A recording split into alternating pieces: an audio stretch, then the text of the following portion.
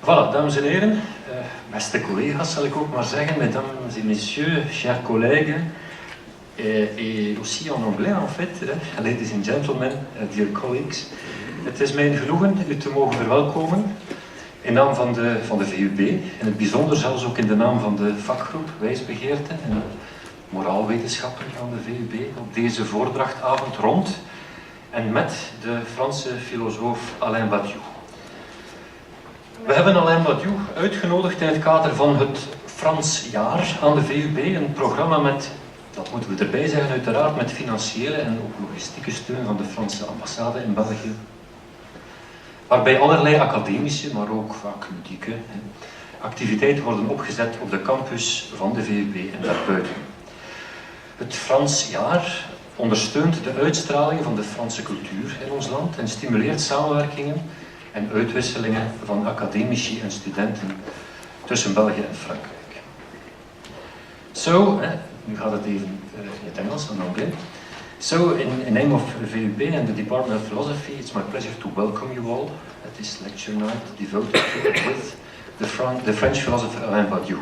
The lecture is part of the French Year at the VUB, a program that, with financial and logistic support of the French Embassy, aims to organize academic and other events at the VUB and outside its campus. Of course, it's an honor and a pleasure to welcome Alain Badiou himself here in Brussels and at the VUB. I think that, well, even without exaggeration, we may call Alain Badiou one of the greatest actual philosophers of our time. The intellectual and academic career of Alain Badiou is long and rich. An adequate overview would take already a lecture in itself, and I won't do that, of course. But he started more or less at the University of Reims. Thereafter he took part in the famous experimental University of Vincennes, Paris 8, of which he was one of the founders in the famous year 68. To then become the chair of philosophy at the École Normale Supérieure in Paris, where he had earned his degree, first as a student, and where he up to now is Professor Emeritus. It is an understatement to claim that Alain Badiou keeps on weighing on intellectual life and current philosophical discussions, both in his currently turbulent home country and around the globe. The fact that so many people have shown up tonight is already a proof of that in itself. Now, beyond the realm of philosophy, if I dare say, if there is such a thing, at least, Alain Badiou has been active in the world of playwright and theatre, both writing and performing himself, but above all, he has not stopped engaging himself in the political debates of, well, at least 6 decades, an engagement of which the Marxist, if not communist influence has been constant and firm all throughout, just like his critical stance on postmodern culture and philosophy. He's the author of numerous monographs. He told me that it's about 103, but maybe there's more. Books, articles, they have been translated in all world languages. For an overview, ladies and gentlemen, please check Wikipedia. Alain Badiou published in 2016 a book entitled, en français d'abord, La vraie vie, appel à la corruption de la jeunesse. And the book has recently, earlier this year, been translated into Dutch with the title Het ware leven, of waarom de jeugd gecorrumpeerd moet worden. In English, it has also been translated as The True Life, a plea for corrupting the young. This work can be seen as the center of gravity for the lecture of Alain Badiou tonight, in which he addresses, especially, and we may say passionately, all youth of our time. Alors, en français maintenant, c'est un honneur et un plaisir de vous accueillir ici, M. Badiou, à Belgique, à Bruxelles et à la VUB. Et avec toute la salle, je pense qu'on peut dire que nous allons donc écouter très attentivement, même si avec quelques-uns et avec quelques-unes ici présents, ici présentes, j'ai peut-être dû laisser la vraie jeunesse derrière moi. tout de même, et confronté avec des jeunes gens chaque jour de ma vie, professionnelle et privée, c'est avec grand intérêt et avec de grands espoirs aussi que je vous donne la parole. Et après la conférence, vous avez déjà compris, il y aura une discussion sur le sujet avec mon collègue Laurent de Zutter. Il y a aussi une possibilité de poser quelques questions. Voilà, mesdames et messieurs, je vous prie donc de m'accompagner à accueillir très chaleureusement monsieur Alain Badiou.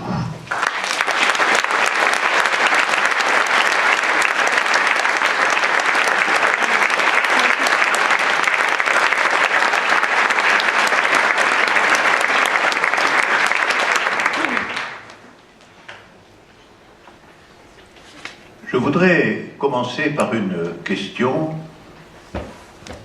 que je vous pose autant que je me la pose. Comment pouvons-nous évaluer aujourd'hui la situation de la jeunesse? Puisqu'on sait que dans l'histoire, les jugements les plus opposés ont pu être prononcés concernant les jeunes. Que sont les jeunes? Sont-ils bons? Sont-ils mauvais? Qu'est-ce que nous dirions aujourd'hui? Alors, je pense qu'il y a des traits positifs qui semblent caractériser la jeunesse contemporaine et qui devraient la rendre différente des jeunesses qui l'ont précédée. Une jeunesse, on pourrait dire, plus libre. D'abord, c'est une jeunesse qui n'est plus soumise à une sévère initiation. On n'impose pas des rites, souvent très rudes, pour marquer le passage de la jeunesse à l'âge adulte. Cette initiation, il faut vous en souvenir, a existé pendant des millénaires. Il y a toujours eu des rites d'initiation, des passages particuliers, socialement organisés, entre la jeunesse et le monde adulte. Cela pouvait être des marquages sur le corps, des épreuves physiques et morales, ou encore des exercices qui étaient interdits avant et permis après. Et tout cela indiquait que jeune, ça voulait dire celui qui n'a pas encore été initié. Et il y avait de la jeunesse une définition négative, une définition restrictive. Être jeune, c'était surtout ne pas être encore adulte. Alors je pense que cet état d'esprit, ces coutumes symboliques, ont subsisté, y compris dans nos pays, jusqu'à il n'y a pas si longtemps. Encore dans ma jeunesse, vous direz, c'était il y a longtemps, votre jeunesse. Mais enfin, pas tant que ça. Disons, il y a 60 ans, il y avait une initiation masculine qui était le service militaire. Et il y avait une initiation féminine qui était le mariage. Le jeune homme était adulte quand il avait fait son service militaire, et la jeune fille était adulte quand elle était mariée. Aujourd'hui, ces derniers lambeaux de l'initiation ne sont plus que des souvenirs pour grands-parents. On peut donc dire que la jeunesse est aujourd'hui soustraite à la question de l'initiation. Le deuxième trait que je soulignerai, c'est qu'il y a moins, infiniment moins, de valorisation de la vieillesse aujourd'hui. Dans la société traditionnelle, les vieux sont toujours les maîtres, ils sont valorisés en tant que tels, naturellement au détriment des jeunes. La sagesse est du côté d'une longue expérience, du grand âge, de la vieillesse. Alors aujourd'hui, cette valorisation a disparu au profit de son contraire, une valorisation de la jeunesse. C'est ce qui a été appelé le jeunisme. Nous vivons aujourd'hui dans une forme de jeunisme. Alors le jeunisme, c'est comme un renversement du culte ancien des vieillards pleins de sagesse, mais le jeunisme, comme idéologie, comme thème de la publicité marchande, imprègne la société tout entière, qui prend pour modèle les jeunes. Aujourd'hui, ce sont les vieux qui veulent rester jeunes à tout prix, plutôt que les jeunes qui aspirent à devenir adultes. D'où le fait que rester en forme est l'impératif de celui qui vieillit. Jogging, tennis à tout va, fitness, chirurgie esthétique, tout est bon. Il faut être jeune et rester jeune. Les vieillards en tenue de sport courent dans les bois en mesurant leur tension artérielle.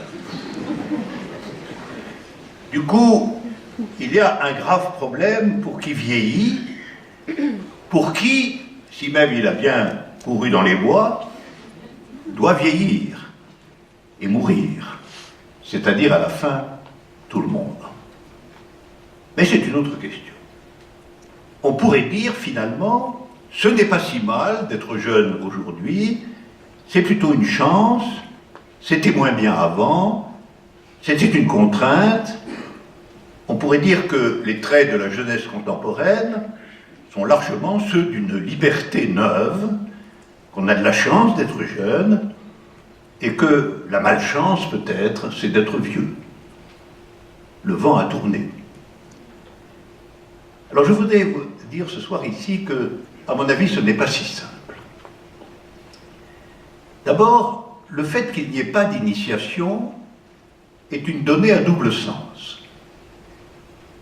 D'une part, ça expose les jeunes à une sorte d'adolescence infinie.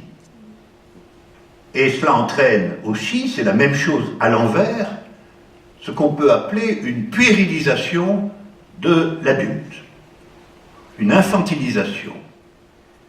D'un côté, le jeune peut rester jeune indéfiniment, parce qu'il n'y a pas de marquage particulier.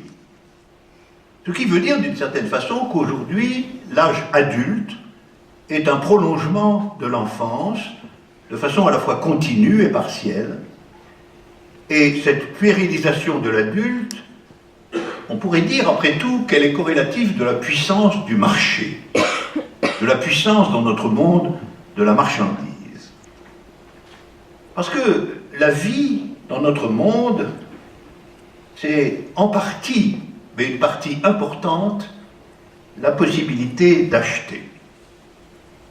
Alors d'acheter quoi? Des jouets, finalement. Des jouets pour adultes, de gros jouets. Des choses qui nous plaisent et qui en imposent aux autres. Et la société contemporaine nous ordonne d'acheter ces choses, de souhaiter pouvoir en acheter le plus possible.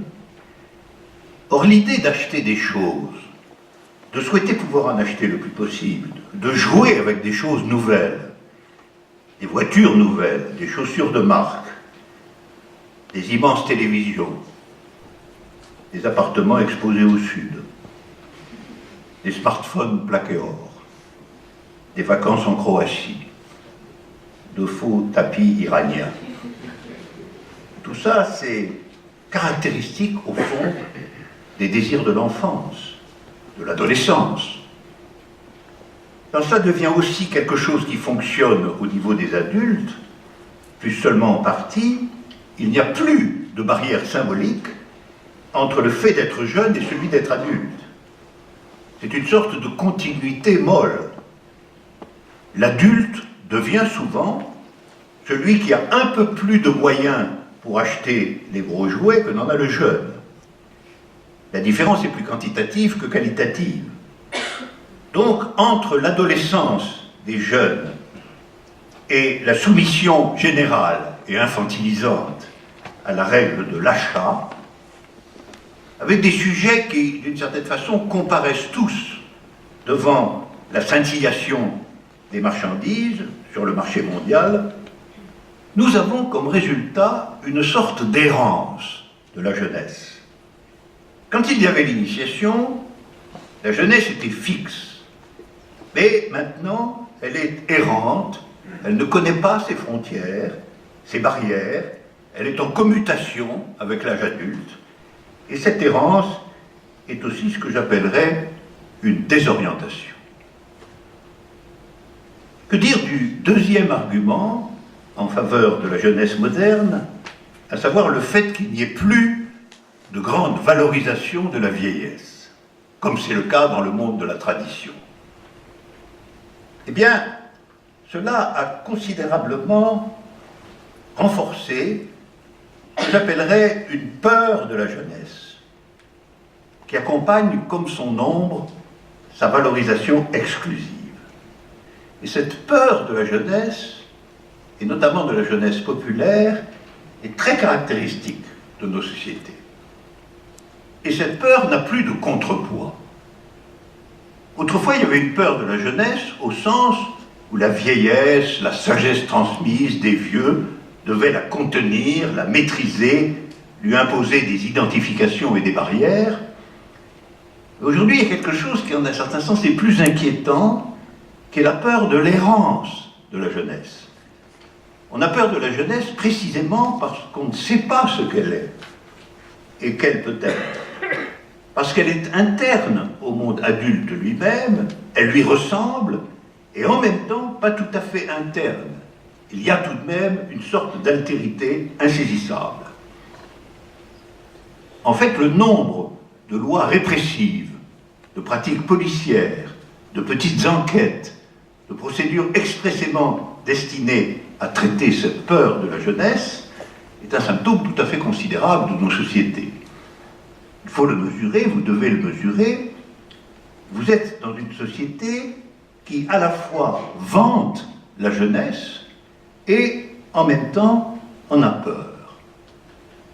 Désormais, une très large fraction de la jeunesse de nos grandes villes est considérée comme un grave problème. Et quand, comme aujourd'hui, la société n'est plus en mesure de fournir du travail à ces jeunes, les problèmes sont très aggravés. Parce qu'avoir un travail, c'était un peu la dernière forme d'initiation. C'était là que semblait commencer la vie adulte. Et même ça, aujourd'hui, trouver un travail finit par être très tardif, très différé, très difficile, et ce qui demeure est la jeunesse, notamment la jeunesse des cités, comme classe errante et dangereuse. Alors, je voudrais vous proposer ce soir une idée militante. Je crois qu'il serait très juste d'organiser une vaste manifestation pour une nouvelle alliance des jeunes et des vieux. À vrai dire, dirigée contre les adultes d'aujourd'hui. Les plus rebelles des moins de 30 ans et les plus coriaces des plus de 60 ans contre les quadras et les coinquois bien installés. Les jeunes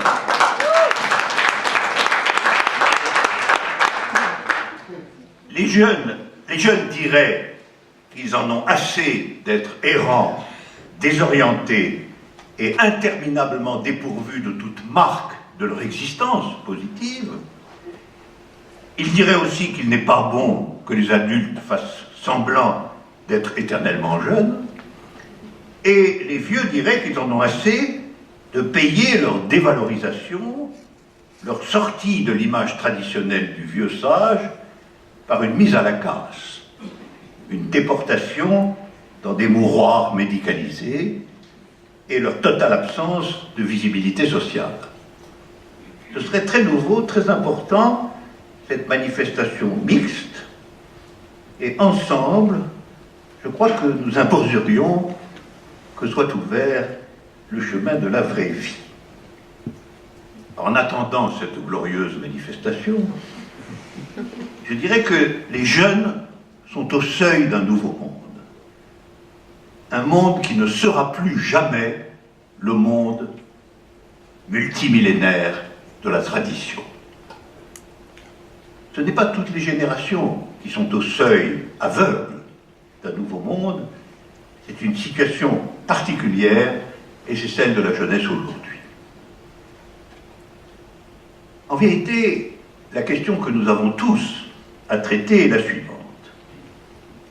La modernité, aujourd'hui, c'est la sortie de la tradition.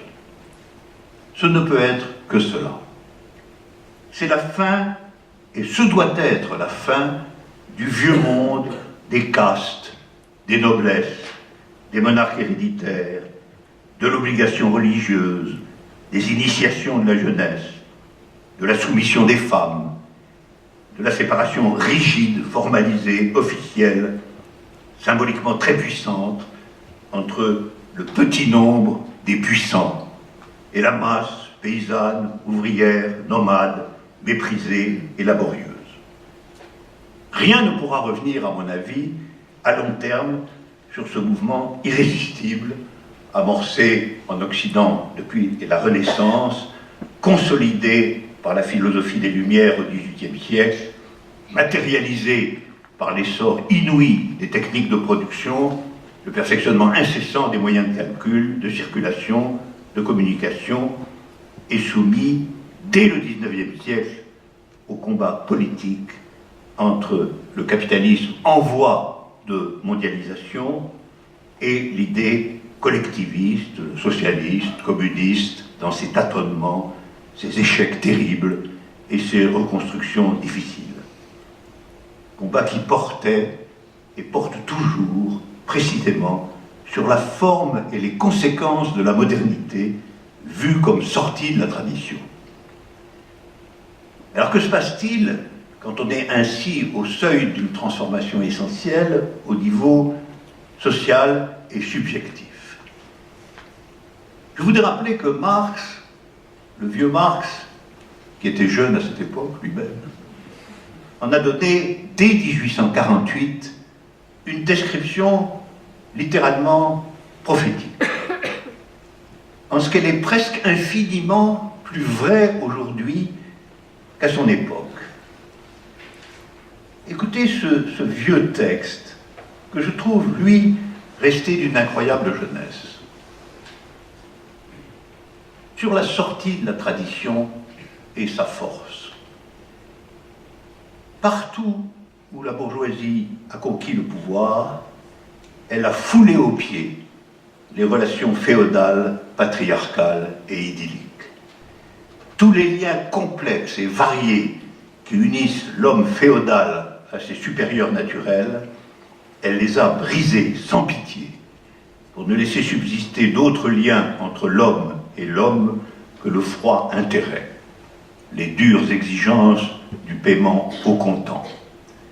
Elle a noyé les frissons sacrés de l'extase religieuse, de l'enthousiasme chevaleresque, de la sentimentalité petite bourgeoise dans les eaux glacées du calcul égoïste.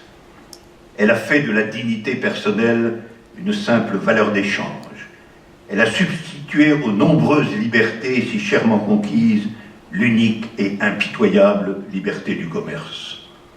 En un mot, à la place de l'exploitation que masquaient les illusions religieuses et politiques, elle a mis une exploitation ouverte, éhontée, directe et brutale. La bourgeoisie a dépouillé de leur auréole toutes les activités qui passaient jusque-là pour vénérables et qu'on considérait avec un saint respect. Le médecin, le juriste, le prêtre, le poète, le savant, elle en a fait des salariés à ses gages. La bourgeoisie a déchiré le voile de sentimentalité qui recouvrait les relations de famille et les a réduites à n'être à la fin que des rapports d'argent. Tous les rapports sociaux, figés et couverts de rouille, avec leur cortège de conceptions et d'idées antiques et vénérables, se dissolvent. Ceux qui les remplacent vieillissent avant d'avoir pu s'ossifier. Tout ce qui avait solidité et permanence s'en va en fumée, tout ce qui était sacré est profané, et les hommes sont forcés, afin d'envisager leurs conditions d'existence et leurs rapports réciproques, avec des yeux désabusés. C'est ce que décrit Marx ici. C'est la sortie de la tradition. Et elle ouvre en réalité ce que j'appellerais une gigantesque crise de l'organisation symbolique de l'humanité. Pendant des millénaires, en effet, les différences internes à la vie humaine ont été codées et symbolisées toujours sous une forme hiérarchique. Les dualités les plus importantes entre les jeunes et les vieux, entre les femmes et les hommes, entre les misérables et les puissants, entre mon groupe et les autres groupes, entre les étrangers et les nationaux, entre les hérétiques et les fidèles, entre les roturiers et les nobles, entre les villes et les campagnes, entre les intellectuels et les manuels, toutes ces différences fondamentales dans la vie humaine ont été traitées dans la langue, dans les mythologies, dans les idéologies, dans les morales religieuses installées, par le recours, c'est le point essentiel, à des structures d'ordre qui codaient la place des uns et des autres dans des systèmes hiérarchiques enchevêtrés. Ainsi, une femme noble était inférieure à son mari, mais supérieure à un homme du peuple. Un riche bourgeois devait s'incliner devant un duc, mais ses serviteurs devaient s'incliner devant lui. Aussi bien une squaw de telle tribu indienne n'était presque rien au regard d'un guerrier de sa tribu, mais presque tout au regard du prisonnier d'une autre tribu, dont parfois elle fixait les règles de torture. Ou encore un misérable fidèle de l'Église catholique était quantité négligeable auprès de son évêque, mais pouvait se considérer comme un élu au regard d'un hérétique protestant. Tout comme le fils d'un homme libre dépendait absolument de son père, mais pouvait avoir personnellement comme esclave le père noir d'une famille nombreuse. Toute la symbolisation traditionnelle qui constituait l'ordre de l'humanité reposait ainsi sur des structures d'ordre qui distribuent les places et les relations entre ces places. La sortie de la tradition, telle que réalisée depuis le XIXe siècle par le capitalisme comme système général de la production, des échanges et finalement des places sociales, ramenée en fait à une variante de l'opposition entre capital et travail ou entre profit et salaire, cette sortie de la tradition capitaliste ne propose en réalité aucune symbolisation active de rechange, mais seulement le jeu brutal et indépendant de l'économie, le règne neutre, asymbolique, de ce que Marx nomme magnifiquement les eaux glacées du calcul égoïste. La sortie du monde hiérarchisé de la tradition n'a pas proposé ce qu'elle aurait dû proposer, à savoir une symbolisation non hiérarchique, une symbolisation égalitaire. Elle a proposé seulement une violente contrainte réelle sous le joug de l'économie, accompagnée de règles de calcul soumises aux appétits d'un très petit nombre. Il en résulte une crise historique de la symbolisation dans laquelle la jeunesse contemporaine endure et vit sa désorientation. Au regard de cette crise, qui sous le couvert d'une liberté neutre ne propose comme référent universel que l'argent, il y a aujourd'hui, en apparence, deux voies actives, l'une et l'autre, à mon sens, absolument conservatrices et inappropriées aux vraies questions subjectives auxquelles l'humanité, et singulièrement sa jeunesse, sont en proie. La première, qui est la voie dominante dans les médias, dans les pouvoirs, dans la société, c'est finalement l'apologie illimitée du capitalisme et de ses libertés, vides, plombées qu'elles sont par la vaine neutralité de la seule détermination marchande.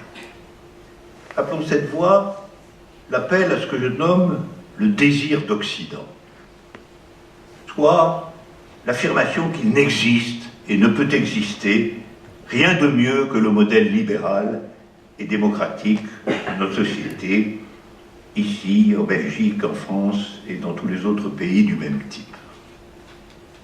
La seconde voie est le désir réactif d'un retour à la symbolisation traditionnelle, c'est-à-dire la symbolisation hiérarchique. Ce désir est souvent couvert par tel ou tel récit religieux. Il s'agisse des sectes protestantes aux États-Unis, de l'islamisme réactif au Moyen-Orient, ou même d'un retour à la judaïté ritualiste en Europe. Mais il peut aussi bien se jucher et se cacher dans les hiérarchies nationales. Vive les Français de souche, vive les vrais Néerlandais.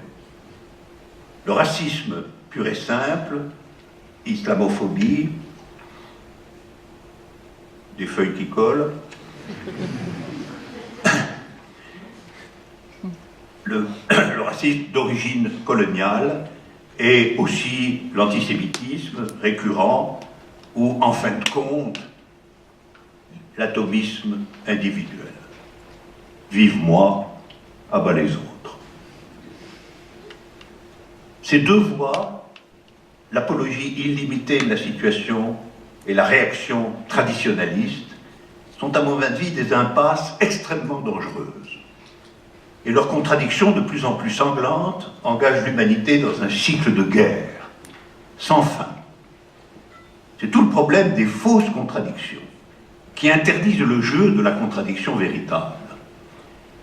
Cette contradiction véritable, celle qui devrait nous servir de repère pour la pensée comme pour l'action et dans tous les domaines, est celle qui oppose deux visions de l'inéluctable sortie de la tradition symbolique hiérarchique.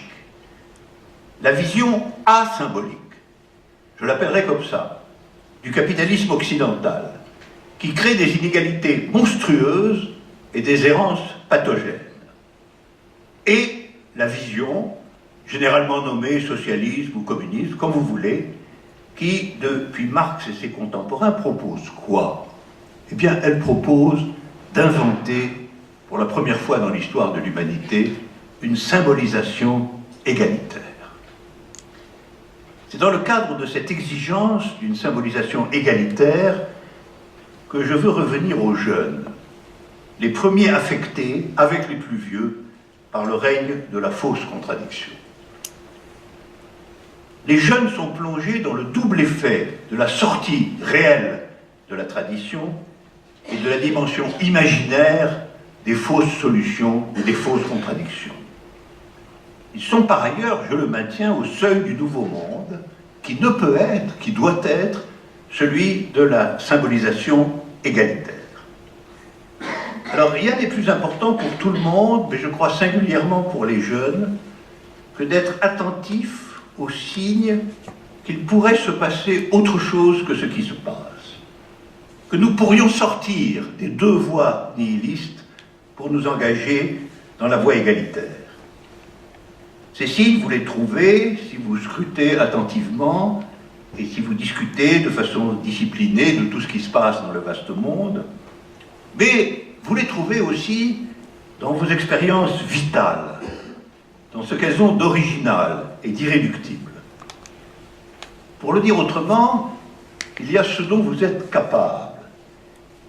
Alors, c'est la construction de la vie. Utiliser ce dont on est capable, dans le monde tel qu'il est. Mais il y a ce dont vous ne savez pas encore que vous en êtes capable, et qui est justement le plus important. On peut dire qu'il y a ce que vous pouvez construire, mais qu'il y a aussi ce qui vous fait partir plus loin. Il y a ce qui vous installe, mais il y a aussi votre capacité de voyage ou d'exil. Il y a les deux à la fois. L'installation peut être révoquée à partir d'une errance qui n'est plus nihiliste, qui est une errance orientée, une boussole pour trouver la symbolique égalitaire, une direction pour trouver la vraie vie, un symbole encore inconnu. Construire et partir. Il n'y a pas de contradiction entre les deux. savoir renoncer à ce qu'on construit, parce que quelque chose d'autre vous a fait signe en direction de la vraie vie aujourd'hui nécessairement située au-delà de la neutralité marchande, comme au-delà des vieilles lunes hiérarchiques. Sur tout cela, je voudrais laisser mes derniers mots à la poésie, car finalement sur cette question du départ, du déracinement, de l'arrachement à soi-même, des symboles inventés, les poètes sont ceux qui savent trouver un langage neuf. La poésie, en ce sens, c'est la fixation dans le langage d'une jeunesse éternelle. Alors, posons la question. Posons-la à la poésie. Être jeune, aujourd'hui, un avantage, un inconvénient. Le monde devra changer pour accueillir sa nouvelle jeunesse dans un monde implacablement délivré des traditions. Et c'est pourquoi je me tournerai vers Arthur Rimbaud. C'est là que nous trouverons sur la question de la jeunesse la musique la plus efficace. Vous savez, dans le français d'aujourd'hui, nous disons à propos de tout et de rien, c'est génial. Eh bien, la vraie vie, celle dont nous parlons, ce serait vraiment génial. Rimbaud l'a vu et écrit que ça serait génial. Dans son dernier poème de son dernier recueil, Les Illuminations, et donc dans ce qu'on peut considérer comme son dernier poème, son testament poétique. Le poème s'appelle « Génie ». Et c'est bien du génie de l'inspiration nouvelle, du génie de la symbolique à venir, que Rimbaud nous parle dans ce texte par lequel je vais conclure. Il est l'affection et le présent, puisqu'il a fait la maison ouverte à l'hiver écumeux et à la rumeur de l'été. Lui qui a purifié les boissons et les aliments, lui qui est le charme des lieux fuyants et le délice surhumain des stations. Il est l'affection et l'avenir, la force et l'amour que nous, debout dans les rages et les ennuis, nous voyons passer dans le ciel de tempête et les drapeaux d'extase. Il est l'amour, mesure parfaite et réinventée, raison merveilleuse et imprévue de l'éternité, machine aimée des qualités fatales. Nous avons tous eu l'épouvante de sa concession et de la nôtre, ô jouissance de notre santé, élan de nos facultés, affection égoïste et passion pour lui, lui qui nous aime, pour sa vie infinie. Et nous le rappelons, et il voyage, et si l'adoration s'en va, sonne sa promesse, sonne, arrière ses superstitions, ses anciens corps, ses ménages et ses âges. C'est cette époque-ci qui a sombré. Il ne s'en ira pas, il ne redescendra pas d'un ciel, il n'accomplira pas la rédemption des colères de femmes et des gaietés des hommes et de tout ce péché, car c'est fait. Lui étant et étant aimé. Oh, ses souffles, ses têtes, ses courses, la terrible célérité de la perfection des formes et de l'action, ô fécondité de l'esprit et immensité de l'univers.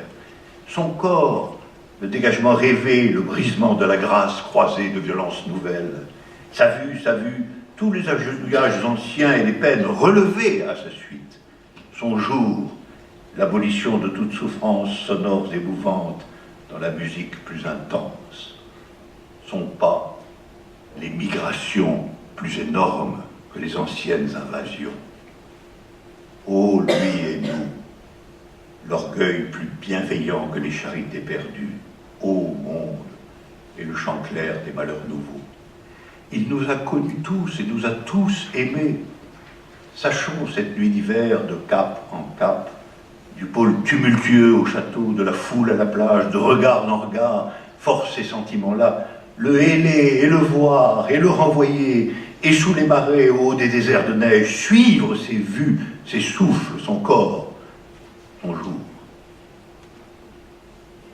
Souhaitons que, dans les métamorphoses à venir auxquelles ils auront participé, Les jeunes vivent ainsi, sous la règle du génie de Rimbaud, de cap en cap, de la foule à la plage, de regard en regard.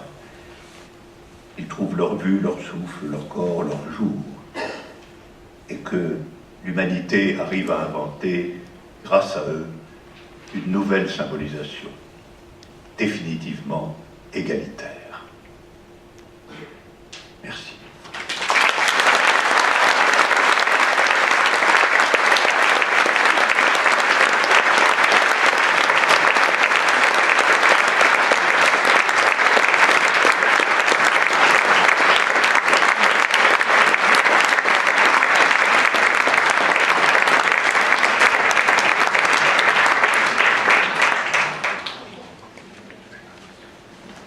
Alain Badiou, merci beaucoup pour cet appel magnifique à cette alliance entre les moins de 30 ans et les plus de 60 ans contre les quarantenaires et les cinquantenaires bien établis, que je vais donc représenter ce soir par le fait même. On va discuter pendant une petite demi-heure avant de vous passer la parole, mesdames et messieurs. Et pour commencer cette conversation, je propose de revenir tout de suite à précisément cette figure de la jeunesse, au fond, ce que c'est la jeunesse. Et avant de peut-être vous interroger sur cette figure, une question qui peut sembler latérale, mais qui, à mon avis, dit quelque chose de la relation peut-être qui existe entre votre travail et la jeunesse en général. C'est bien évidemment le fait que vous avez été très longtemps professeur, et que vous êtes un des philosophes qui avait pensé avec le plus d'intensité les conditions même de la pensée. On connaît chez vous les 4 grandes conditions génériques de la pensée, hein, la mathématique, la poésie, l'amour et la politique. Mais enfin, il y en a également d'autres. Et j'avais envie d'abord vous demander si vous, en tant que professeur, cette figure de la jeunesse, est-ce qu'effectivement c'est quelque chose qui fait partie pour vous des conditions de la pensée, au sens où ce serait peut-être impossible un penseur qui ne s'adresserait pas à la jeunesse, ou qui ne travaillerait pas avec la jeunesse, qui ne serait pas en contact avec la jeunesse, un penseur qui parlerait du coup depuis peut-être soit son lieu propre, le lieu d'une autre classe d'âge. Est-ce que la jeunesse est pour vous une condition effective de la pensée? Oui, je crois que la jeunesse est une condition, en tout cas pour moi, absolue, l'adresse à la jeunesse. En tout cas de ce qui a été appelé philosophie. Si Socrate a été condamné pour corruption de la jeunesse, ce n'est pas non plus un hasard. Et quand on lit les dialogues de Platon, on voit que le maître, Socrate, s'adresse à des jeunes. Il y a donc quelque chose dans la philosophie elle-même qui tente de dépasser au fond les symboliques fixées, y compris les symboliques sociales, les rapports entre les jeunes et les vieux, etc., et qui tente de s'adresser à la jeunesse. Pourquoi? Eh bien parce que le philosophe a une relation particulière avec la durée, avec la temporalité. Et il sait bien que une grande partie de ce qu'il propose, de son œuvre, va être destinée à des transformations au long cours, si transformation il y a. Et c'est quand même la jeunesse qui porte cet avenir. Et donc je crois vraiment que ce qu'est la jeunesse à un moment donné, sa capacité de réception ou de rejet, d'indifférence, concerne le philosophe. Alors évidemment, c'est comme ça, moi, que j'ai pratiqué, au fond, le métier de professeur. Pour moi, être professeur, ça a toujours été être en position d'enquête sur la jeunesse. Parce que vous le vouliez ou non, quand vous êtes professeur, vous êtes là face à un détachement de la jeunesse, composite, qui peut avoir ses propres caractéristiques, et vous le découvrez, vous enquêtez dessus, vous apprenez ce que c'est, et c'est un métier dans lequel il ne faut pas imaginer que la seule relation est justement la hiérarchique entre le professeur et les jeunes. Non, c'est une relation qui, d'une certaine façon, doit viser à une certaine forme d'égalité contrôlée, pas sans une vraie égalité. C'est un point que je voudrais souligner en passant. L'égalité véritable n'est jamais la négation des différences. Autrement dit, ce n'est pas parce qu'on y a l'égalité qu'on a l'identité. Et la confusion entre égalité et identité est très dangereuse parce qu'elle donne des identitarismes, finalement. Et il faut que tout le monde soit pareil pour qu'il y ait égalité. C'est évidemment inintéressant et fallacieux. Et là, je dirais, la jeunesse, elle a toujours été pour moi ce avec quoi je devais trouver déjà une certaine forme d'adresse et de symbolisation égalitaire, de façon à pouvoir apprendre d'elle et de sa situation quelque chose en même temps que je lui apprenais des choses qu'elle ne connaissait pas.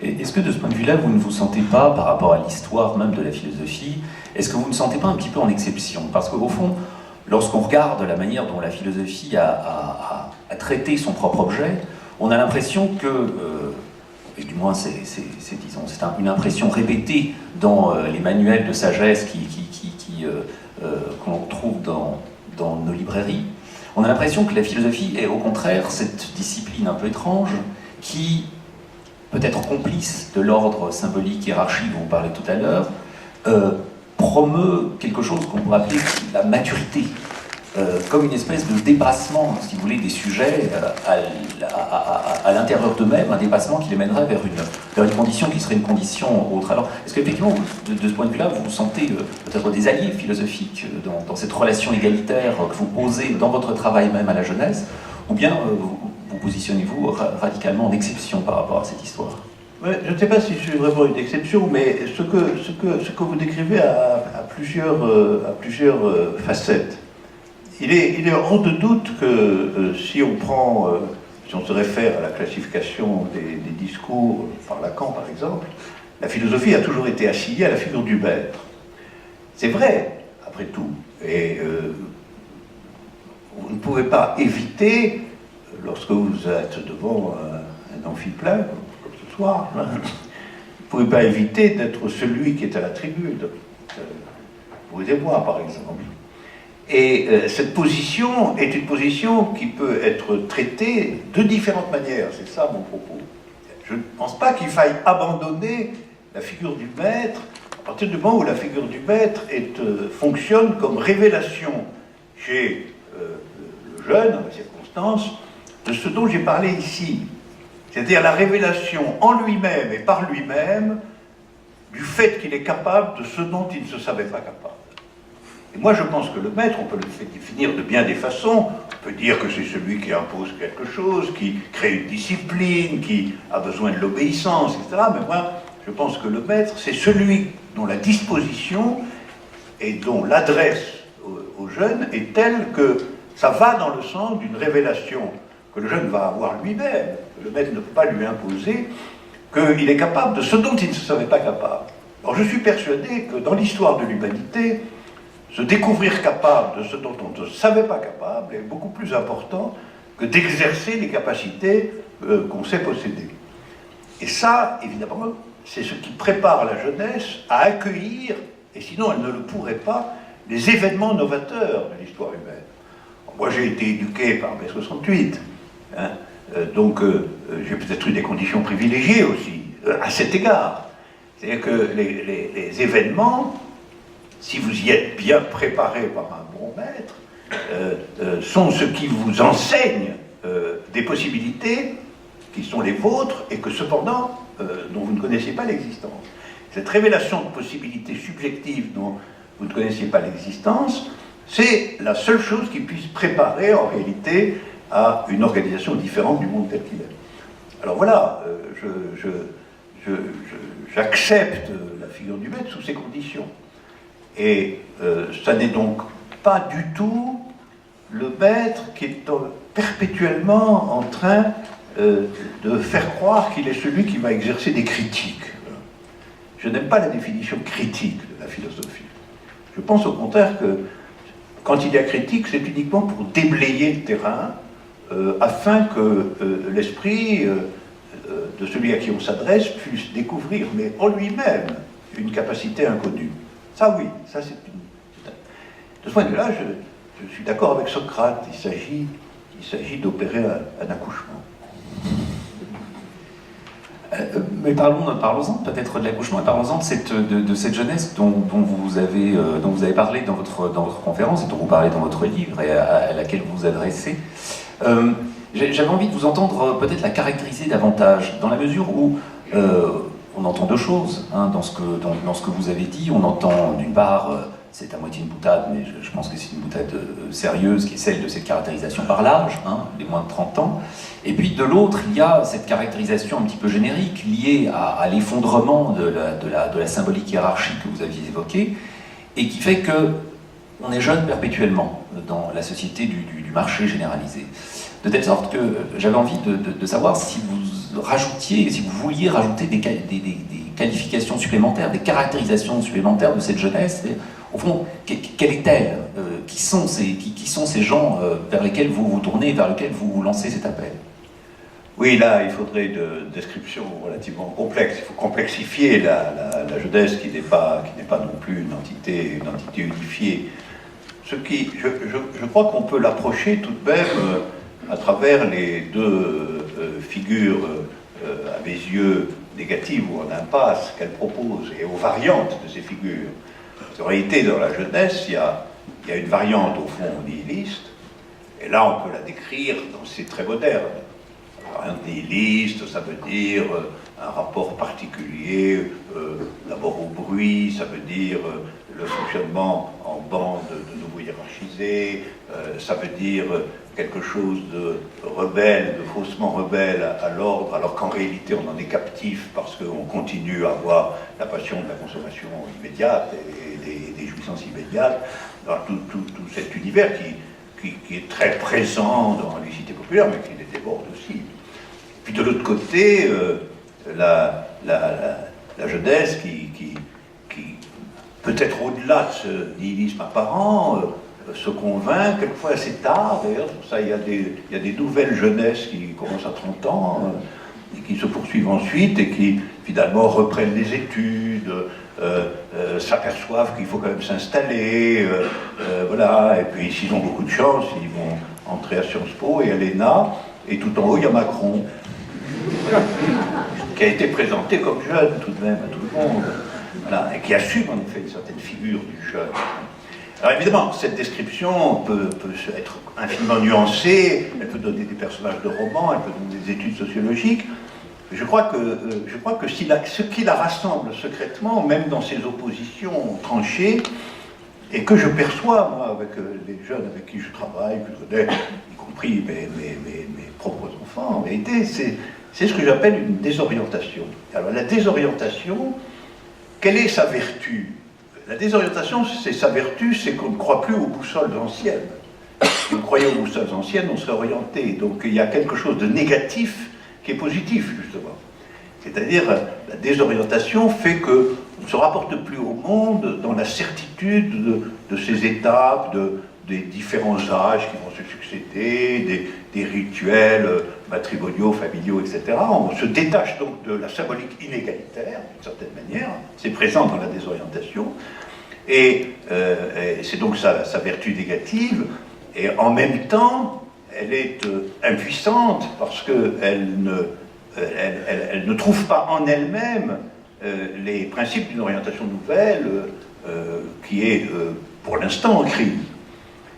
Alors, la situation contemporaine, c'est au fond le croisement de cette désorientation consécutive à la sortie des symboliques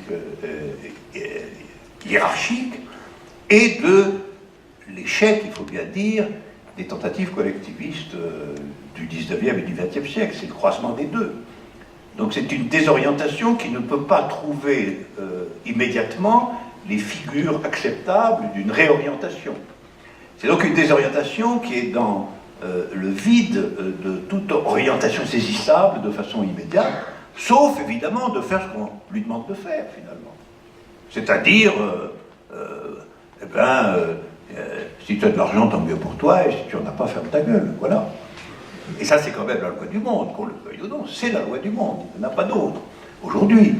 Alors, la désorientation, c'est aussi de ne pas accepter ça, en un certain sens, c'est sa vertu, mais c'est aussi de se retrouver alors dans une sorte d'impuissance errante dans un monde qui, lui, exige que ça soit comme ça. Et quand, après, chaque jeune a sa personnalité propre, sa manière de traiter cette situation, ce qu'il a choisi d'inventer, la place où il s'est disposé, etc. Ça, Dieu merci, il y a encore une passionnante diversité de la jeunesse, mais dans le cadre d'une situation générale qui est celle que je décris, et on sent bien pourquoi, par exemple, il y a une captation sensible de la jeunesse sur la question du climat. Parce que d'une certaine façon, c'est un thème unificateur et qui cependant reste négatif. Il y a un thème unificateur parce qu'il peut en appeler à l'imminence d'une catastrophe. Alors, somme toute, si vous arrivez à convaincre les gens que la catastrophe est pour demain, ils vont peut-être se bouger. Voilà. Mais d'un autre côté, c'est une pensée qui ne s'alimente qu'au négatif, parce qu'elle ne décrit pas jusqu'au bout les causalités réelles de cette affaire. En réalité, elle ne va pas jusqu'au bout de la question de savoir pourquoi nos maîtres, en fait, ne font rien. Or, c'est la question clé. Si on continue à s'adresser avec eux en sachant qu'ils ne font rien, c'est tout de même une désorientation nouvelle. Or, ils ne font rien parce qu'ils ne sont pas là pour faire quoi que ce soit de ce genre, c'est tout. Ils sont là pour maintenir indéfiniment et aggraver même le principe général de notre monde, qui est que n'est intéressant que ce dont on tire un profit. Voilà. Alors, en vérité, ils sont prêts à saccager la terre jusqu'au bout pour que le profit demeure. Il faut savoir ça. Et s'il faut savoir ça, ça veut dire qu'il faut les déraciner d'une toute autre manière qu'en leur demandant quelque chose. Il ne faut pas demander quelque chose aux ennemis, ça c'est toujours très mauvais. Et c'est un peu malgré tout ce qui se passe. Et ce qui se passe, pourquoi ? Parce qu'il y a un côté un peu trop messianique dans cette affaire, c'est-à-dire qu'on s'adresse à eux parce que, vous comprenez, ces gens-là, ils vont quand même pas, ils sont humains comme nous, hein, et donc ils vont quand même pas accepter que la planète soit détruite, parce qu'elle les détruira eux aussi. Mais ça, ils s'en foutent, croyez-moi. Ils ne pensent pas comme ça, ils ne pensent pas dans ces catégories, ils pensent au cours de la bourse de la semaine prochaine. Hein. Et ça, vous ne le changerez pas, parce que c'est le principe hiérarchique moderne, c'est le seul principe hiérarchique moderne, la souveraineté absolue de la marchandise et du profit. Là, alors, on peut aussi déchiffrer la très juste mobilisation des jeunes sur cette affaire, qui est très réelle, qui existe, qui est une menace effective, qui est un spectacle scandaleux, etc. Elle peut voir crever les bêtes, etc. C'est une cause qui les saisit, mais comme toujours, les causes qui ne sont pas complètement allées jusqu'au bout de leur principe de réalité, ça prend un peu trop le tour d'une conversion messianique de l'humanité tout entière. Comme si les brigands pouvaient aussi se rallier à avec bonne volonté au principe général dont il est question. Mais non, et il faut aussi que la jeunesse apprenne, y compris sur cette question, qu'il y a des ennemis irréductibles. À vous entendre, vous rectifierez si je vous ai mal compris, à vous entendre, on a l'impression que cette jeunesse dont vous parlez, prise dans ce principe de désorientation extrêmement fort et qui déjoue jusqu'à leur propre tentative de réorientation à l'intérieur de cet espace, au fond, confirmerait une définition ou une thèse que vous avez un jour formulée à propos de la politique, thèse voulant que la politique soit rare. À vous entendre, on a l'impression que la jeunesse, cette jeunesse vers laquelle vous lancez votre appel, est aussi rare d'une certaine manière que la politique, au fond. Ça, c'est... Évidemment, on souhaite une belle jeunesse. Hein. Je pense que votre proposition n'est pas entièrement inexacte. À partir du moment où une jeunesse est désorientée, le fait pour elle d'être jeune s'obscurcit, évidemment. Ça a été aussi un des thèmes de ce que j'ai expliqué. Aujourd'hui, être jeune, c'est à la fois une évidence et quelque chose d'obscur, puisque ça peut durer longtemps, ça peut être revendiqué par les vieux, ça peut être une idéologie dominante au moment même où elle contrarie absolument le désir de beaucoup de jeunes, et des paradoxes de ce genre. C'est-à-dire qu'en réalité, la dissolution de la tradition, je l'ai dit, c'est aussi la dissolution d'une représentation claire de ce que c'est qu'être jeune.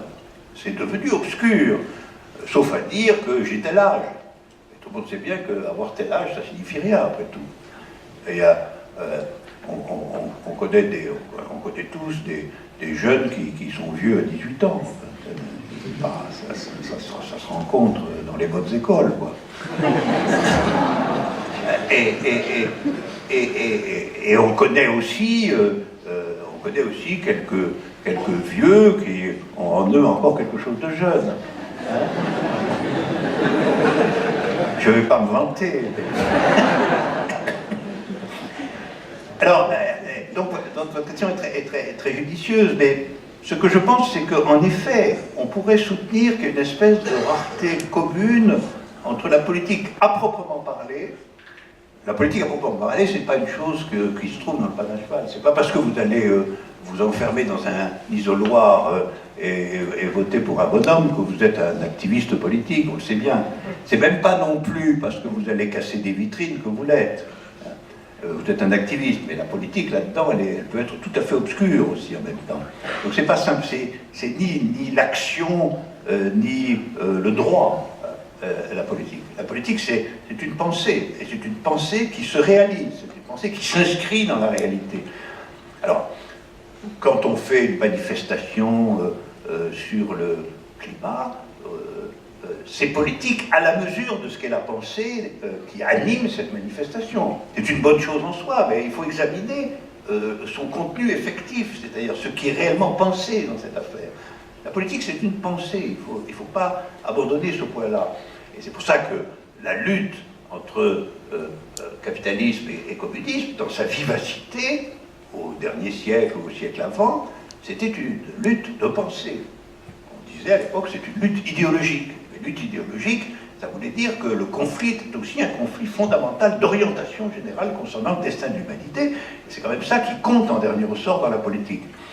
Si la politique, c'est uniquement choisir le type qui va le moins vous embêter dans votre consommation, c'est bon, pourquoi pas, hein, mais c'est pas philosophiquement intéressant, voilà. Et c'est pas non plus intéressant pour la jeunesse. C'est pas non plus intéressant pour la jeunesse. Et donc, la politique est à réinventer, c'est ça la question d'aujourd'hui, et au fond, on peut le dire aussi comme ça. Quand la politique est à réinventer et que la jeunesse est désorientée, la situation est difficile parce qu'il faut que ces deux choses parviennent à se croiser. C'est-à-dire que la jeunesse retrouve une capacité symbolique d'orientation dans une pensée politique effective et nouvelle. Alors ça, vous direz, bon, mais quand, comment, etc. Mais justement, c'est à chacun de voir, de saisir dans le monde ce qui peut lui faire signe dans cette direction. Et après, les choses se suivent comme elles peuvent. Et il faut accepter d'échouer aussi. Parce que si on n'accepte pas d'échouer, on n'est pas dans une entreprise véritable. C'est-à-dire, si vous demandez la réussite a priori, vous n'êtes pas dans une entreprise véritable. Même un grand artiste, il ne sait pas d'avance s'il va réussir le tableau qu'il est en train de peindre. Et la politique ne peut pas demander des garanties quant à son succès immédiat. Le communisme a peut-être échoué en Russie et en Chine, mais qu'est-ce que c'est que 70 ans de communisme pour changer quelque chose qui existe depuis des millénaires? C'est pas grand-chose. Donc, continuons, quoi. Hein, continuons.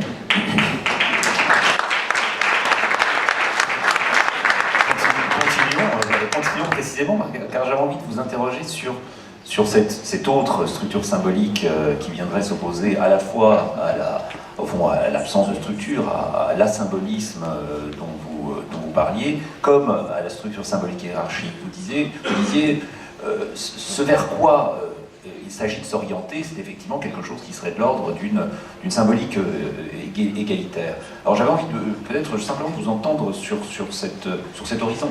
Comment vous le voyez, comment vous le déployez? Absolument. Il y a des choses qui sont tout de même qui appartiennent à un grand classicisme et qui demeurent vraies. Si vous voulez que l'humanité s'organise à partir non pas des schémas différentiels, hiérarchiques et des inégalités monstrueuses, il faut s'attaquer à l'extension de la propriété privée. Ce n'est pas vrai qu'on puisse laisser des choses essentielles à l'usage commun de tous dans les mains de gens pour qui le seul problème est d'amasser les milliards. il faut quand même reprendre l'idée que c'est pathologique, ça, que c'est pathologique. Et on nous raconte que ça peut marcher que comme ça. Mais c'est un récit qui consiste simplement à dire que finalement tous les hommes sont des cochons, c'est tout. C'est-à-dire qu'ils ne comprennent que ça, qu'ils ne comprennent que le profit, que l'intérêt, qu'ils agissent que pour ça, etc. C'est quand même une vision désolante, et elle est fausse. L'idée que l'animal humain n'agit qu'en fonction de ses intérêts, c'est une idée fausse. Il y a d'innombrables exemples où on le voit agir pour autre chose que pour ses intérêts.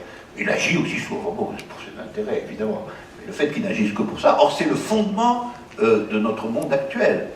Le profit est la loi du monde, et la concurrence est son adjointe immédiate. Une humanité qui est construite sur profit et concurrence, c'est une humanité sinistre et qui va à sa perte, j'en suis convaincu. Même si elle a duré comme ça pendant des millénaires, c'est fini. Et c'est ce que disait Marx. Marx disait c'est fini. Il disait ça. Alors il ne savait pas pour quand exactement, combien ça allait durer, mais c'est un constat et un diagnostic de fin, et je le crois vrai. Et ce serait quand même plus intéressant que la fin se fasse dans la figure d'une humanité réconciliée autour d'une symbolique égalitaire que plutôt dans une guerre atomique entre brigands. Si on choisit, quand même, on votera pour la première solution, je pense. Ça, c'est le premier point. Alors, comment je la vois? Eh bien, là, je parlais des choses évidentes. C'est-à-dire, le système économique ne peut plus tolérer qu'un petit groupe de 100 personnes possède aujourd'hui l'équivalent de 2 milliards d'autres. Je voudrais quand même que tout le monde ait conscience que nous sommes dans un monde dans lequel les inégalités sont plus violentes qu'elles ne l'ont jamais été dans l'histoire humaine. Ce sont des différences beaucoup plus radicales que celles qui existaient du temps de la monarchie absolue.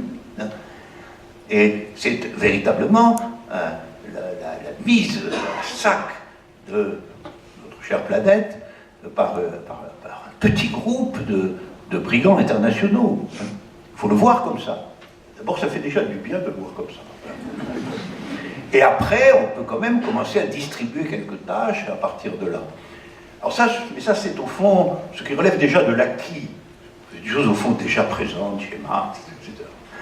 Ce que je pense, c'est que le problème aujourd'hui, qui nous est posé avec acuité, c'est de savoir différencier avec la prudence nécessaire l'égalité de l'identité.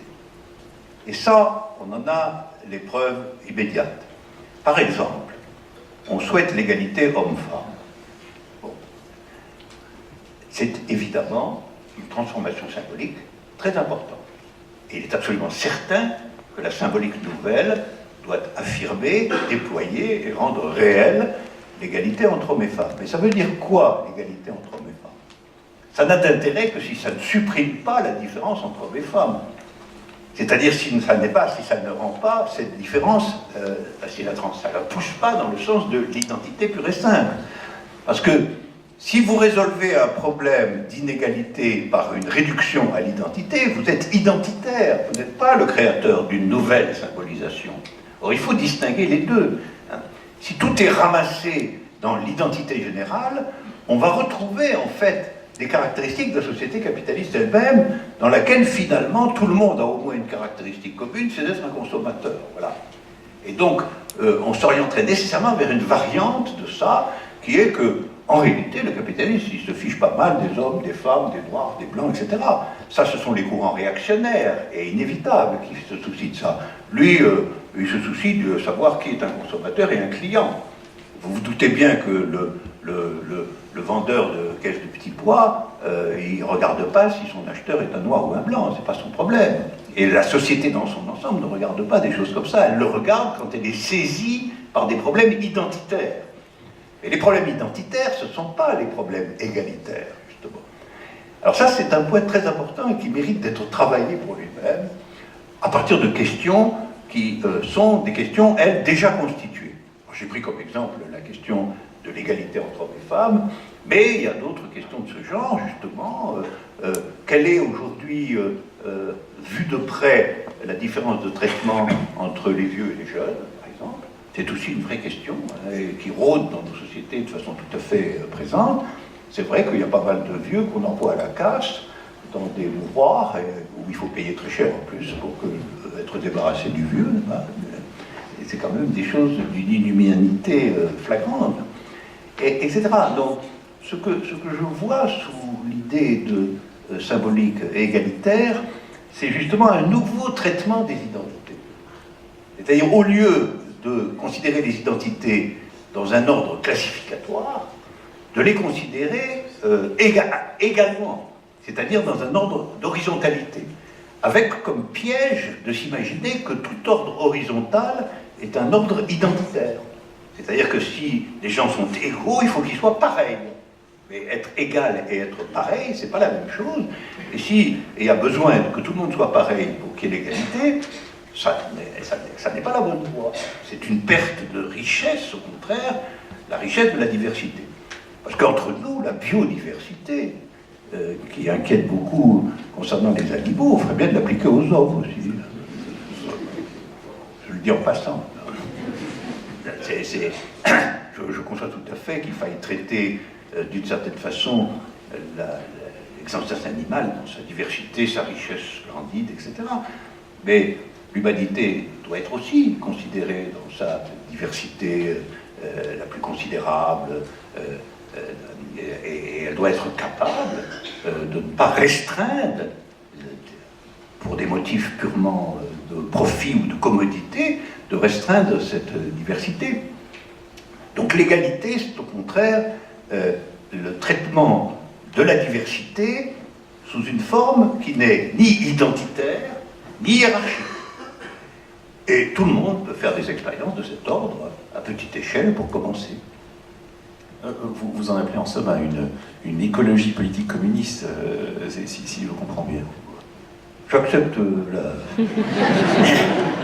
la désignation. Merci, merci. Avec plaisir, avec plaisir.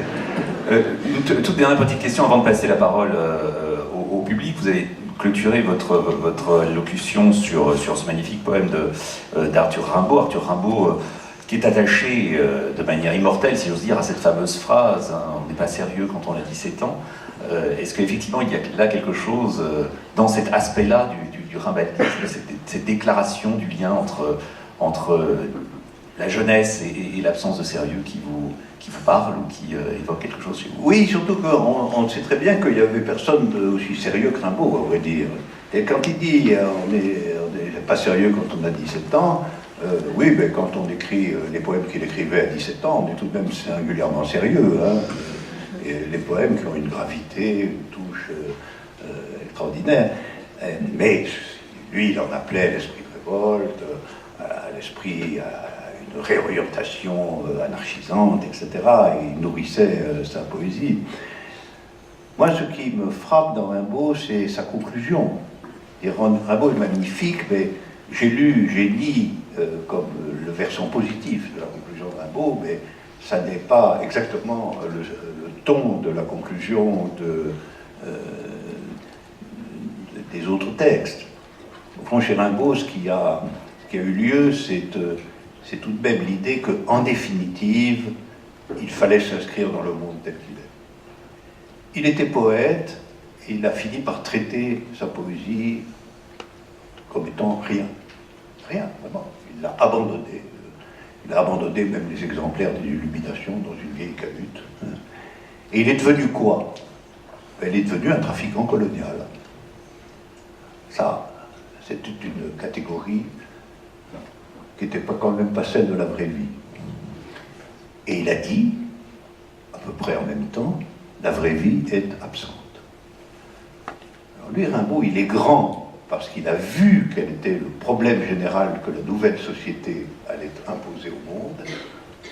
Il est par ailleurs émouvant et presque tragique parce qu'il a cédé. Il a cédé et il a pensé que finalement ça ne marchait pas, ça ne réussissait pas. Et il a pris la voie de l'installation. Alors c'est quelqu'un très extraordinaire parce qu'entre 17 ans et 20 ans, il a expérimenté à toute allure toutes les figures possibles que je décrivais de la jeunesse dans le monde moderne. Il est parti dans brûler ma vie tout de suite, et alors la sexualité désorganisée, la drogue, la boisson, etc., etc. il a eu sa période d'aventure, d'errance et de création magnifique. Et puis à la fin, voilà, il faut étreindre le monde tel qu'il est, il faut se rallier, et donc il a expérimenté la forme, à vrai dire, la plus odieuse d'installation qu'on puisse imaginer, c'est-à-dire s'installer comme un trafiquant colonial à Aden.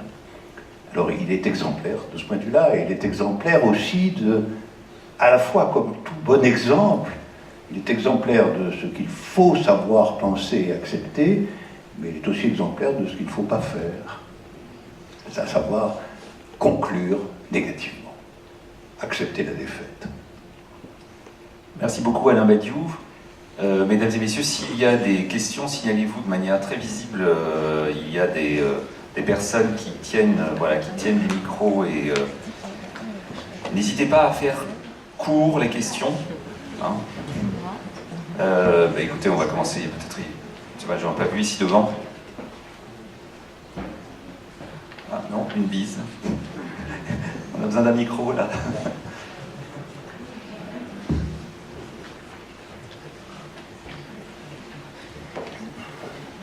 Oui, merci. Alors, en faisant un mauvais jeu de mots, disons, à la consonance un petit peu étymologique, est-ce que la jeunesse, ça devrait être l'âge du jeu? Est-ce que c'est pas... En ce moment, ça devient de plus en plus l'âge du jeune, et puis du jeune au sens alimentaire. Et puis, une question complémentaire, ce qui caractérise la jeunesse, est-ce que c'est pas en définitive d'avoir un avenir? Et justement, cette crise de la jeunesse dont on doit parler en parlant de son avenir, c'est de savoir si elle sera à la hauteur de faire face au formidable golem qui est en train de dévorer l'humanité, et que certains essayent de défier en portant peut-être un symbole égalitaire qui peut être un gilet jaune, par exemple. Merci. Alain. Oui, c'est-à-dire que je vois bien que la question de faire face à l'avenir menaçant, ça n'est pas suffisant. Ça n'est pas suffisant parce que ça reste alimenter la pensée à la négativité comme telle. C'est pas parce que l'avenir est menaçant que la jeunesse est désorientée, c'est parce qu'elle ne sait pas quel avenir elle veut, c'est pas la même chose. Moi je pense qu'en politique, c'est une règle fondamentale, il ne faut jamais que le négatif l'emporte sur l'affirmation. La plaie de la politique contemporaine, la plaie des révolutions elles-mêmes, a toujours été de faire prévaloir la destruction du vieil ordre sur l'affirmation du nouvel ordre. Et bien entendu, on sait que des destructions sont nécessaires, on sait qu'il faut attaquer l'ordre ancien, mais si on le fait sans avoir la moindre idée, la moindre représentation de ce qu'on désire dans l'ordre matériel comme dans l'ordre symbolique, si on n'est pas en état de proposer une formule différente, on est en réalité voué à l'échec, et à un échec décourageant.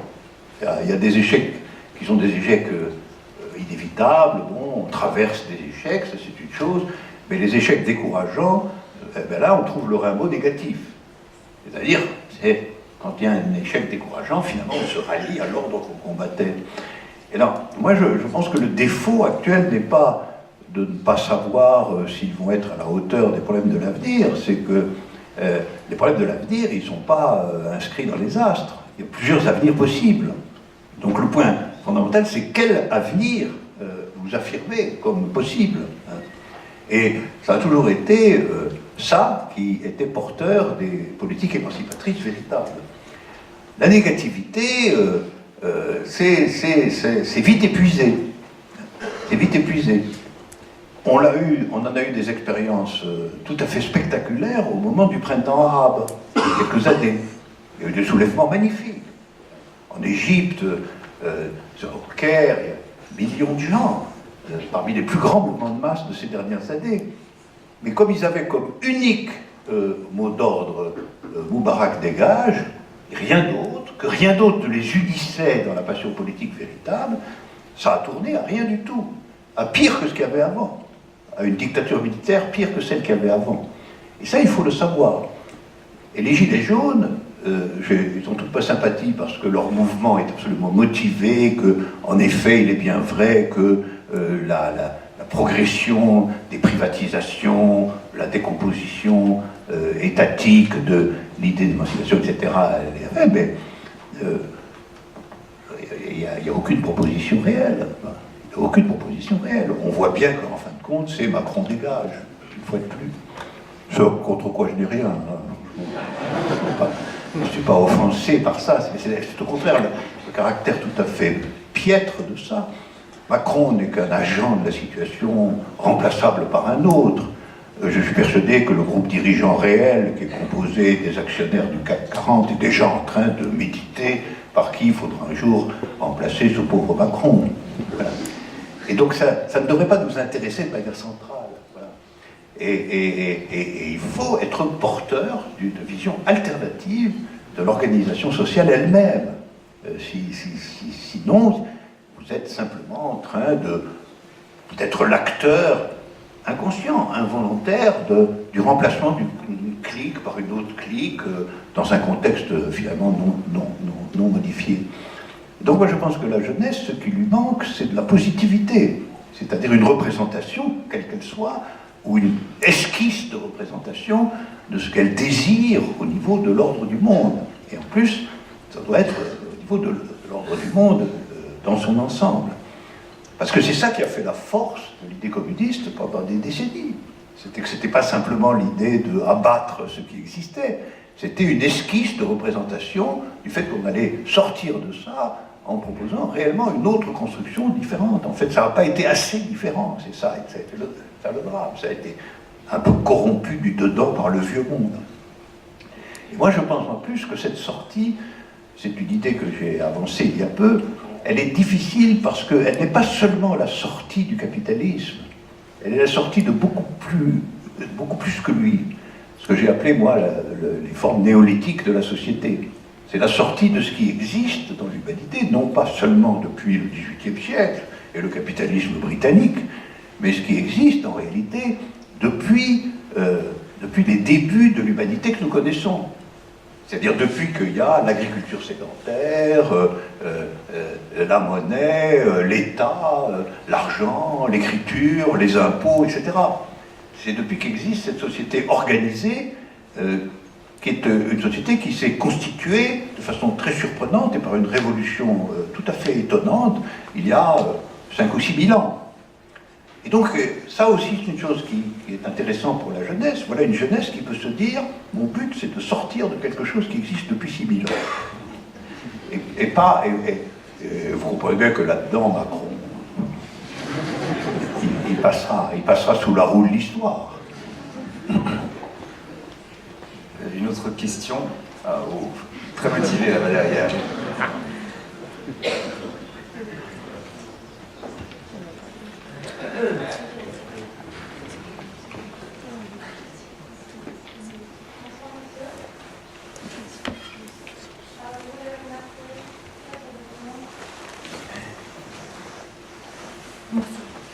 Bonsoir monsieur, je voulais vous remercier pour votre adresse et je vais essayer de vous poser une question.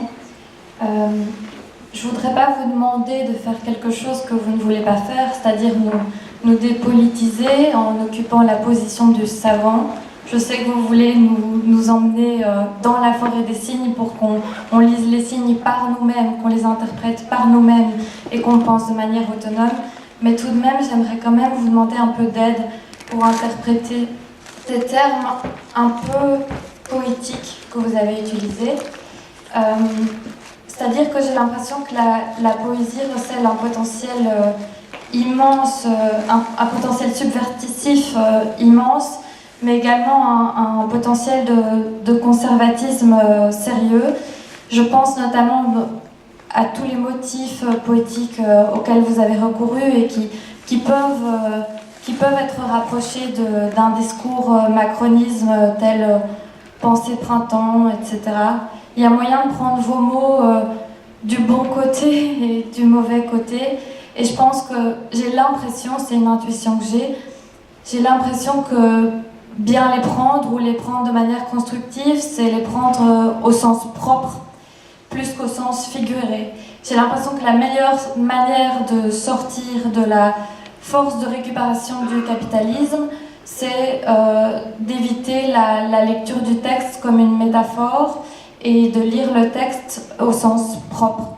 Alors j'aimerais bien vous demander de lire au sens propre les termes de construire et partir, qui pour moi ont offert un baume certain, c'est-à-dire que c'est un discours qui nous permet d'aller se coucher le soir en paix, en sérénité, construire et partir, mais alors au sens propre, sans baume. Comment est-ce qu'on peut lire les termes de construire et partir? Merci. Oui, j'ai quand même cité Marx aussi. Je comprends bien votre intervention, et vous avez raison. Il y a des traquenards de la poésie. Et c'est principalement parce que je cherchais à me rester dans les symptômes les plus forts, les mieux prononcés, finalement, des difficultés et de la désorientation de la jeunesse contemporaine. Alors, construire et partir. Eh bien, partir, ça veut dire se débarrasser subjectivement de votre adhérence, là je dis votre, au sens général, de notre adhérence aux caractéristiques du monde contemporain, c'est-à-dire se détacher réellement par de nouvelles pratiques, de nouvelles pensées du monde contemporain, et construire, eh ben, c'est construire, par exemple, un nouveau groupe, puisque vous parlez politique, une nouvelle organisation porteuse, comme cela a toujours été fait. Donc, partir, c'est en grande partie une tâche à la fois matérielle et idéologique, c'est se séparer en soi-même des contraintes du monde contemporain au niveau où elles opèrent dans la subjectivité elle-même. En particulier, ça veut dire se débarrasser, mais réellement, concrètement, dénoncer, considérés aujourd'hui comme indépassables, qui sont les énoncés du type « le capitalisme, c'est peut-être pas très bien, mais on ne peut rien faire d'autre ». Parce que la propagande, aujourd'hui, ça c'est un point très important, la propagande pour le système existant a cessé de dire qu'il était formidable. Parce que trop de monde sait qu'il ne l'est pas forcément. Et donc c'est pas une bonne propagande de dire qu'il est formidable. Ça a été remplacé par une propagande tout à fait différente, c'est qu'on ne peut pas faire autre chose. C'est-à-dire qu'il représente une absolue nécessité que voyaient ceux qui ont essayé de faire du communisme, du socialisme, etc. Ça a été affreux, etc. Et ça a organisé une autre forme de propagande qui, si vous regardez bien, est assénée jour après jour, et qui est une propagande sur le fait, bon, c'est peut-être pas bien tout ça, mais de toute façon, on ne peut rien faire d'autre. Donc c'est la question de l'impossible. Alors moi je dirais, partir, c'est affirmer et pratiquer, autant que faire se peut, le fait qu'il n'est pas vrai qu'il soit impossible de faire autre chose. C'est donc se débarrasser de la limite entre le possible et l'impossible qui nous est imposée par le pouvoir existant et par la société existante. Et ça, c'est un point très important. Tout pouvoir s'arroge le droit de définir ce qui est possible et ce qui est impossible. C'est une fonction fondamentale de tous les pouvoirs. Si vous voulez déplacer ce pouvoir, il faut nécessairement déplacer la frontière entre le possible et l'impossible, et la débarrasser en vous-même et par les initiatives pratiques que vous prendrez, et construire, ça c'est vraiment partir. Et puis construire, ben, c'est construire les instruments nécessaires pour les transformations exigibles. Et donc finalement, ça revient au fond dans le vieux vocabulaire à une mutation idéologique d'un côté et à un principe d'organisation de l'autre. Ça reste malgré tout. Et c'est ce qui est absolument déjà contenu matriciellement dans le manifeste de Marx tel que je l'ai lu, qui a eu le génie en plus de voir que l'affaire était mondiale et que ne pouvait pas avoir d'autre scène que le monde. Alors, une toute dernière question, mais très brève, avant que nous... Oui, vous avez compris le truc, hein. Avant que nous finissions ici, juste un petit mot, vous pourrez, si vous avez d'autres questions à poser à Alain Badiou, vous pourrez les poser après la séance, dans la mesure où il sera disponible pour signer les exemplaires de son livre ou de ses livres qui sont en vente juste à l'extérieur. Voilà, vous me posez votre question. Bonsoir, je voulais vous remercier d'abord du voyage que vous nous avez fait faire dans vos idées. Et j'avais une question sur le début du voyage, on va dire. Quand vous expliquiez que cette génération, enfin ma génération dans un sens, j'ai partagé entre les 20 et les 30 ans ici, même ailleurs, allait connaître une révolution sans précédent. Ça m'a fait penser à ce que disaient mes parents, par exemple, qui ont connu, quand ils étaient jeunes, la chute du mur de Berlin en pensant vivre une révolution. Mes grands-parents, qui étaient 68 ards, qui pensaient vivre une révolution aussi. Et même si je dois aller plus loin, je ne les ai pas connus, mais à mes bisaïeuls et trisaïeuls qui ont connu le Front populaire, la fin de la Première Guerre mondiale, et qui devaient sûrement penser vivre une révolution. Pourquoi cette génération en particulier serait celle de cette révolution? Parce que, encore une fois, les quadras dans la salle ici, ils n'ont pas connu non plus le service militaire ou le mariage comme rituel initiatique. On n'est pas la première génération à se retrouver face à ces manques de repères. Et donc pourquoi ce serait nous qui aurions cette révolution devant nous et pas forcément peut-être le suivant, ceux d'avant? En quoi cette révolution du maintenant?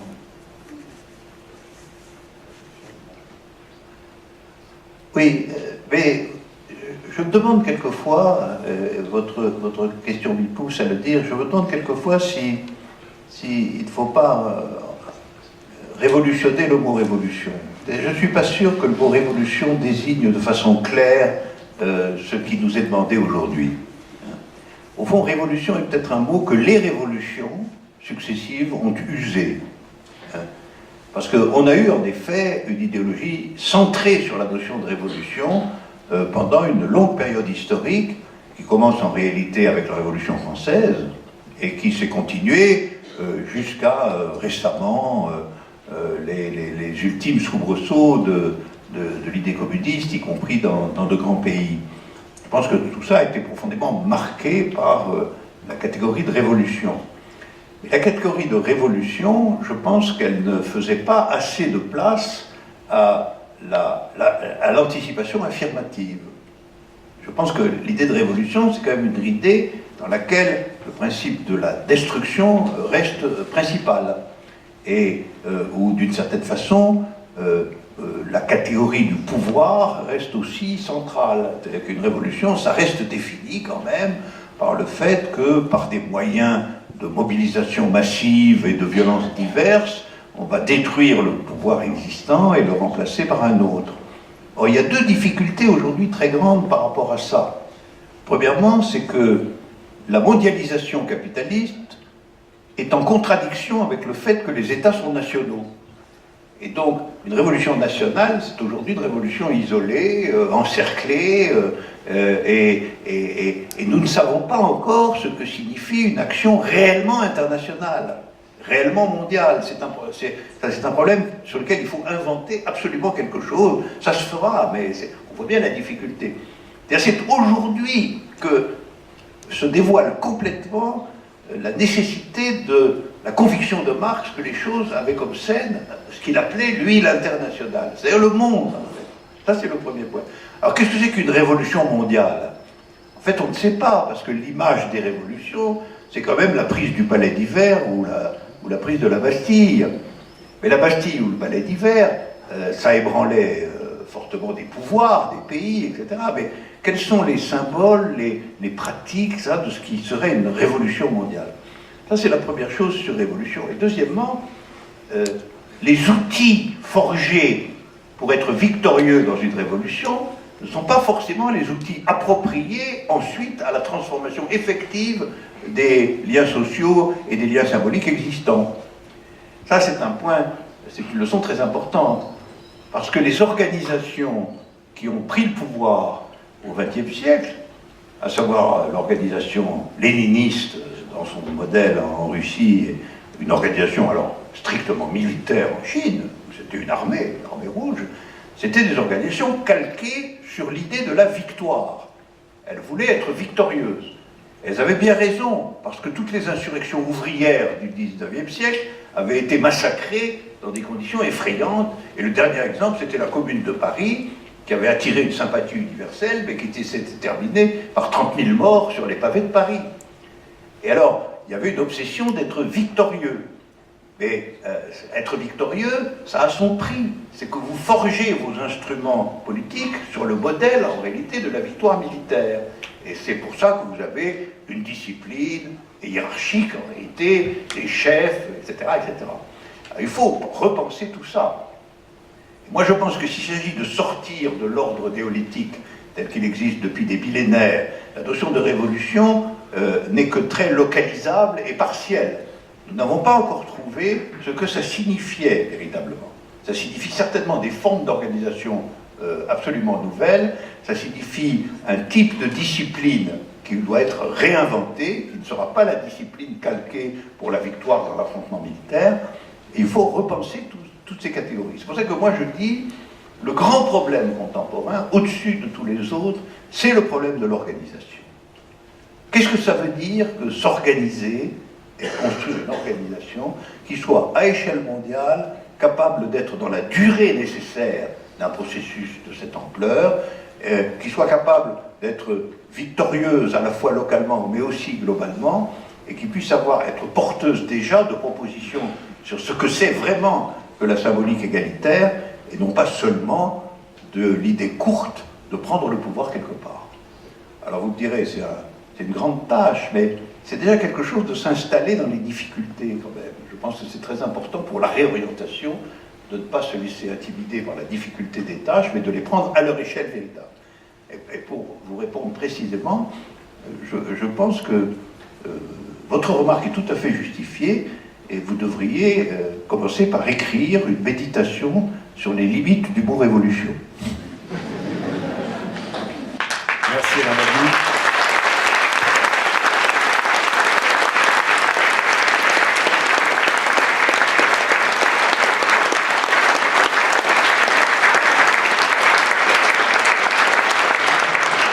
Je vous rappelle juste donc d'ici 2-3 minutes, Alain Badiou sera dans le corridor pour signer éventuellement les livres qui vous intéressent.